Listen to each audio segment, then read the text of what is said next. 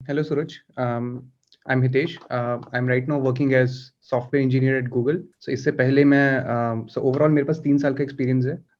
So I completed my graduation in 2019 from NIT Srinagar, and for after that I worked in a startup for 2 years, and then recently Google से पहले I was working with Blinkit, which was previously known as Grofers, and yeah, a couple of months back I made this switch and joined Google as a software engineer. I'm based out in Hyderabad right now.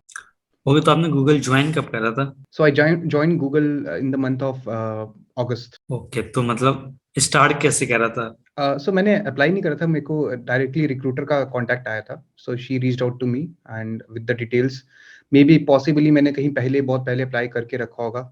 वहाँ से recruitment मेरी profile shortlist हुई होगी, और otherwise LinkedIn पे भी shortlist हो सकती है. तो वहाँ से रिक्रूटर का मुझे मैसेज आया था कि if you are interested in that profile और not. So then I strictly said yes, and वहीं पे एक शॉर्ट इंटरव्यू हुआ and then screening round sort of thing, and उसके बाद थोड़ा सा टाइम देके आगे प्रिपरेशन स्टार्ट करी थी उसकी. तो मैं बात करूँ जब लिंक्डइन पर कैसे खुद पे खुद आ जाता है रिक्रूटर का? आपने तो मे कुछ बी वो दिखाया हुआ शायद, है लिंक्डइन पर? हाँ, मतलब जैसे आईसीपीसी मैं गया था काफ़ी 2019 के फाइनल ईयर में आईसीपीसी के लिए क्वालिफाई करा था. तो शायद वो कुछ पैरामीटर्स हो सकते हैं, उसके बेसिस पे वो फिल्टर लगा के मे बी चेक करते हो, या फिर गूगल कोड जैम वगैरह के जो राउंड्स होते हैं, राइट, उन पे अगर कितना आप एक्टिव रह रहे हो, वहाँ से भी ये लोग प्रोफाइल शॉर्टलिस्ट कर सकते हैं आपकी. तो वो और प्रॉब्लम सॉल्विंग एबिलिटीज, तो आप अगर आप अपडेट कर रहे हो अपना प्रोफाइल, फ्रीक्वेंटली अपडेट कर रहे हो, तो वहीं से भी वो चीज़ एक्टिव रहती है. अच्छा, मैं बात करूँ गूगल को ओवरऑल प्लेसमेंट के लिए सबसे इम्पोर्टेंट चीज क्या होता है? सो गूगल के लिए आई think the most important thing that matters is your problem solving skills. आपके बेसिक्स कितने स्ट्रांग है.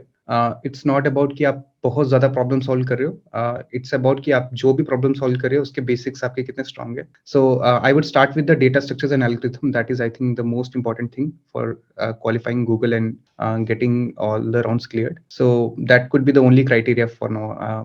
Unless you are applying for a very senior position, staff software engineer or like that sort of position, then थोड़ा system design भी बीच में आ जाता है. But for entry level software engineer like L3 और L4, basic basic strong होना जरूरी है, and data structures and algorithm is very important for that. Okay, मैं पूछूं यानी एक लाइन में पूछूं कि आपको गूगल ने चूज क्यों किया? सो एक तो कम्युनिकेशन की वजह से, like the way I was able to solve the problem in steps and able to communicate that to the interviewer. I think that way I personally feel कि मेरा उसकी वजह से मैं शॉर्टलिस्ट हुआ, क्योंकि मैं हर टाइम पे बहुत ज़्यादा क्लियर था अपने प्रॉब्लम्स को लेके.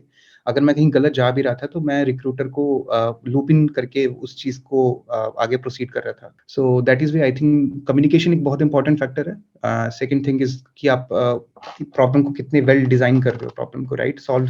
It's not always about solving the problem, it's about how what are the paths you are taking to solve the problem, right? So that thing, I think, that could be a differentiator. यानी आपको कोई tips देना हो जो कि अभी fresher है, तो क्या टिप्स दोगे आप उन्हें? So basically, one thing which I always say कि मतलब data structure and algorithm तो चाहिए, right?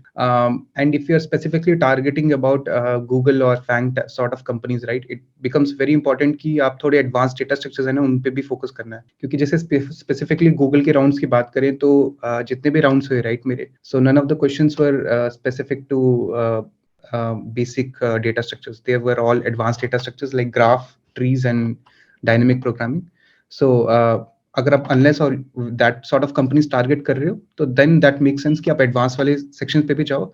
Otherwise for entry level software engineer, right, जो फ्रेशर्स जो कॉलेज से जस्ट निकल के आते हैं, right, so basic sort of data structures and algorithm की अच्छी नॉलेज होना, इन डेप्थ नॉलेज होना बहुत जरूरी है. Like you should know the complexities, कौन सी एल्गोरिथम कितने टाइम में रन हो रही है, जो भी सोल्यूशन प्रपोज कर रहे हो उसकी कॉम्प्लेक्सिटी क्या है. So that sort of thing I think freshers के लिए बहुत इंपॉर्टेंट है वो चीज, बेसिक्स.